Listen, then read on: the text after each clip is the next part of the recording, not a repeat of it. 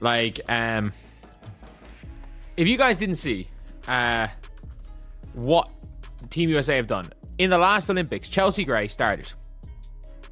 Chelsea Gray, it nearly lost them the tournament. They nearly lost the tournament by Chelsea Gray starting. Chelsea Gray started in the last Olympics. Chelsea Gray, a player whose legs were so gone that Team USA nearly lost the entire tournament because of it. And if you think that was a one-time mistake, you haven't been paying attention to how USA basketball actually operates. But if you look even at the last Olympics here. So, this here, points per game, it was Aja. Rebounds per game was Stewie. Blocks per game, Aja. Assists per game, Subert 5.8. Tarasi, Subert, steals per game. They were able to do that, by the way. They were able to do that. This is a team that absolutely, like in the groups, they nearly lost to Nigeria. Look at those numbers from the 2021 Olympics. Sue Bird, at 41 years old, playing 27 minutes per game, while Chelsea Gray, the reigning WNBA Finals MVP and the best point guard in the league at that moment, sat on the bench. Diana Taurasi, at 39, averaging 6 points per game, starting over younger, better players. They nearly lost to Nigeria in group play. Nigeria, and the response from USA Basketball, let's do it again. Like, 7 points, 1.7 rebound, 3.2 assists. And in the finals, you can see 24 minutes from Chelsea Gray. The finals where, you know, it matters. Playing against a Japan team who were interesting. Chelsea Gray goes and gets more minutes. Sue Bird's minutes go down a little bit. Skylar Diggins didn't really play at all. Like, at that stage, like, Sue Bird was not the best point guard. By the finals against Japan, they had no choice but to adjust. Chelsea Gray's minutes went up because they were desperate. But here's what makes this pattern so dangerous. It's not about respecting legends or honoring past achievements. It's about sentiment overriding merit. And when France shows up at the next Olympics, starting 4 players born in 2001 or later, Team USA is going to be running out 30-somethings who can't keep pace. You don't go all young, but like Jackie Young should be the only player over 25 starting. And everyone's like, oh, you know, these players don't have enough experience on the international stage. They're playing, like, I'm sorry, this weird like thing where it's like, oh yeah, like it's so much more physical and all this crap. I'm like, who are you playing against? Like, if you look at America right here, America are playing in Group A. They're playing Senegal. I don't know who they have. They have got... The March qualifying games are coming up.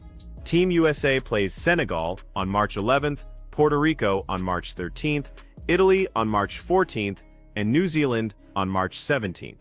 These aren't powerhouse teams. Italy's best player is Cecilia Zandalicini. They don't have size, they don't have depth, and they certainly don't have the talent to compete with America's young stars. But you know what's going to happen? USA Basketball is going to trot out the same old rotation, give the veterans their minutes, and call it paying dues. Italy are okay. But, like, their best player is Ceci Zandalicini. They don't have size. These teams don't have size.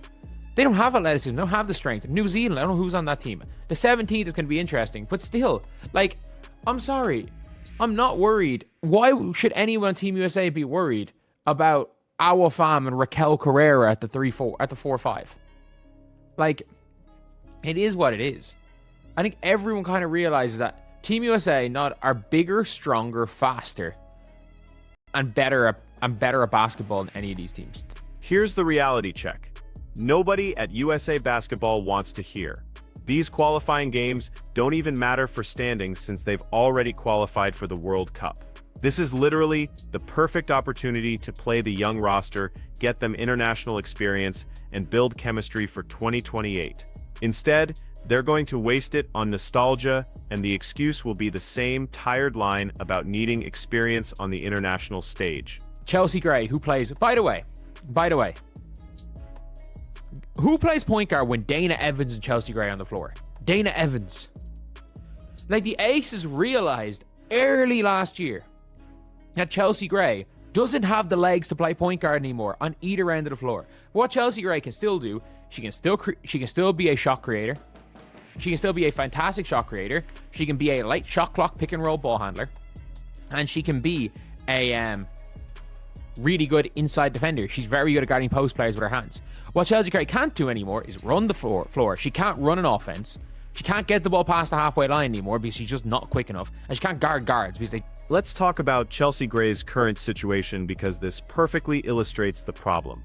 By last season, the Las Vegas Aces realized Chelsea couldn't play point guard anymore. She didn't have the legs to run the floor or push the pace. When Dana Evans and Chelsea Gray were on the court together, Dana ran the point. Chelsea became something different, a small ball forward who could create shots in the half court and defend the post with her hands. She's incredibly skilled at what she can still do, but what she can't do anymore is run an NBA-level offense or guard quick guards in space. Versus Diarra Hamby. Like, I mean this when I say this. Angel Reese, what Angel Reese has done to Diarra Hamby as a pro, you could say, you might argue that it violates the Geneva Convention. There are certain players that Angel Reese just has their number, and Diarra Hamby is one of them. If you look at Angel Reese versus Hamby, she had 8 last year, back-to-back in 4-day wins against the Sparks. They won back-to-back against the Sparks. By the way, Sky didn't win many games. 18, 17, 6 assists, 4 steals in one game. 24, 16, and 7 assists in the other. Angel Reese versus Diarra Hamby. Let's put this in perspective. In back-to-back games against the Sparks last season, Angel put up 18 points and 17 rebounds with 6 assists and 4 steals in one game, then 24 points and 16 rebounds with 7 assists in the next, both wins. Earlier in the season, 14 and 11 in another win. And the season finale before her injury, 24 and 12 on a broken wrist. Against Diarra Hamby, who USA Basketball will almost certainly start at the 4. Don't get me started on the playoff series last year. And they would have started Bree Jones over Leah Boston. Don't get me started. I was about to say what Caitlin Clark's done against Kelsey Plum. Caitlin Clark's never actually beaten Kelsey Plum in a game. So fair enough with that one. But Paige versus Chelsea Gray. Paige Bueckers is better at every aspect of basketball, including passing, by the way. I always say this. People can make a... Paige Bueckers versus Chelsea Gray at this stage of their careers. Chelsea Gray's vision is still exceptional. Her basketball IQ is off the charts.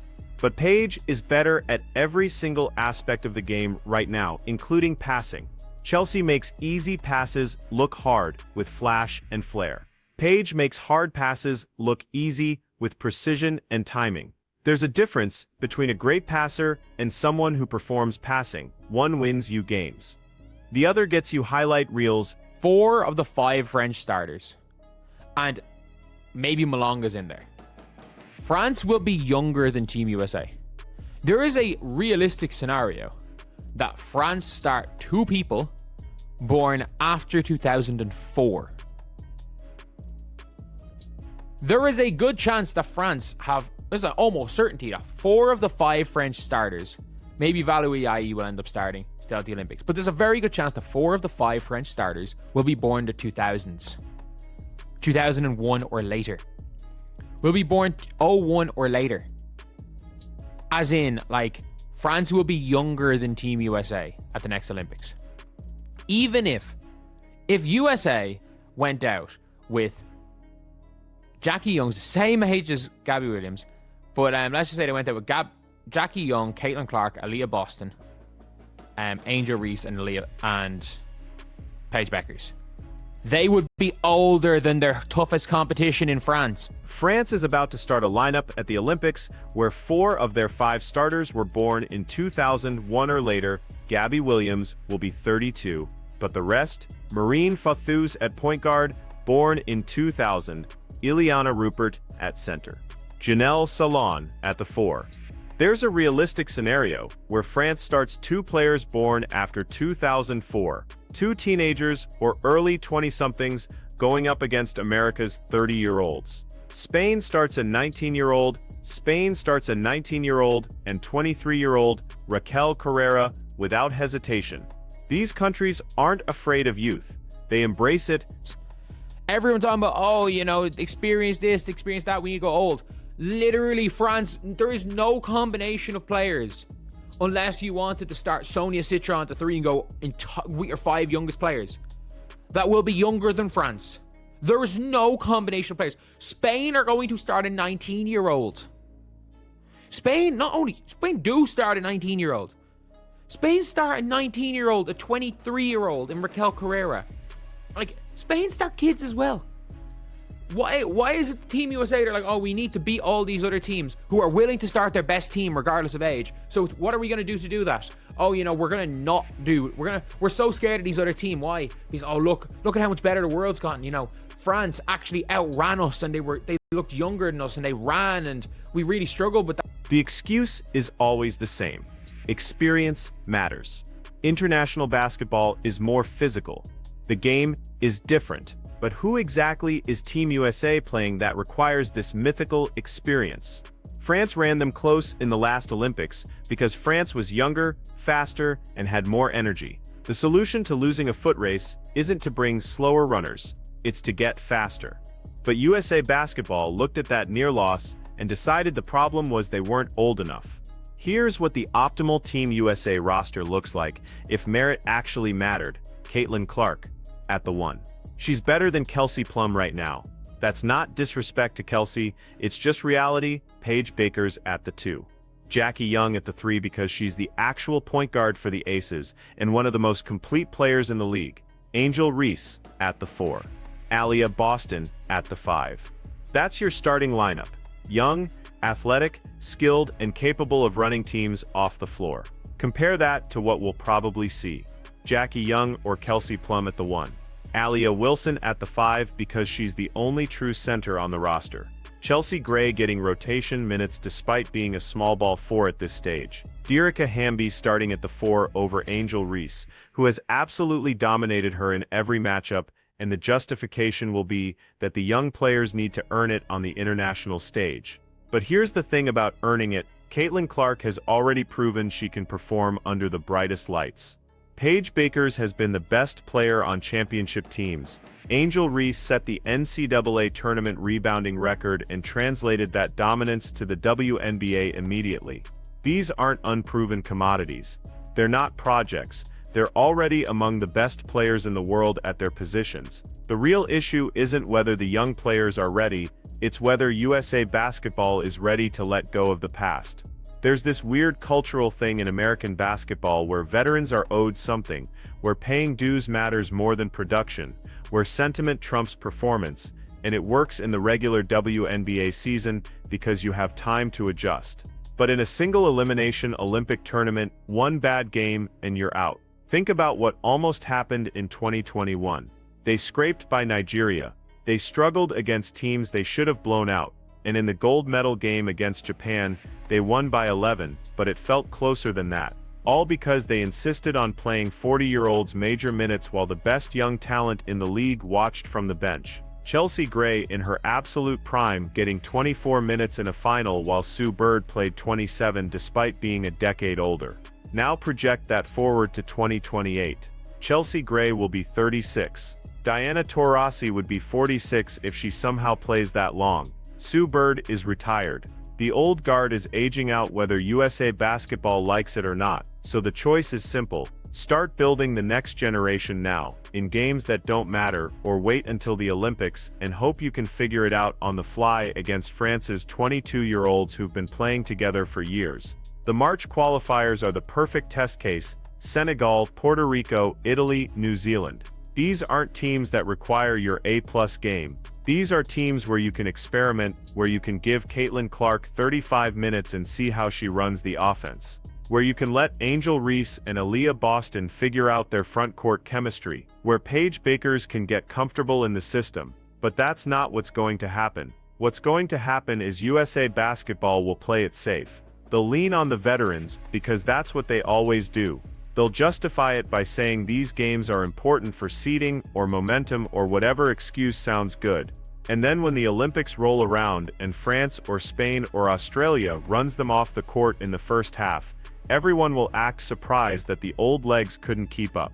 The frustrating part is this is entirely predictable. We've seen this movie before. We know how it ends. And the solution is sitting right there on the bench, literally begging for minutes. Caitlin Clark just had the greatest rookie season in WNBA history. Paige Bueckers is about to enter the league as one of the most skilled players we've ever seen. Angel Reese averaged a double-double as a rookie. These aren't prospects. These are stars. So the question USA Basketball needs to answer is simple. Do you want to win or do you want to honor the past? Because you can't do both. Not anymore. Not when the rest of the world has caught up and is actively getting younger while you're getting older. France isn't worried about disrespecting their legends. Spain isn't concerned about paying dues. They're playing their best players regardless of age, and they're building chemistry years in advance. If USA Basketball actually starts Caitlin Clark, Paige Bueckers, Jackie Young, Angel Reese, and Aaliyah Boston in these March qualifiers, I'll make a video admitting I was wrong. I'll say USA Basketball learned from their mistakes and is committed to putting the best team on the floor. But we all know that's not happening. They're going to run out Chelsea Gray and Diraika Hamby and whoever else has earned their spot through years of service, and we're going to watch in real time as the window closes. The tragedy is that Team USA should be dominant for the next decade. The talent is there. The depth is absurd.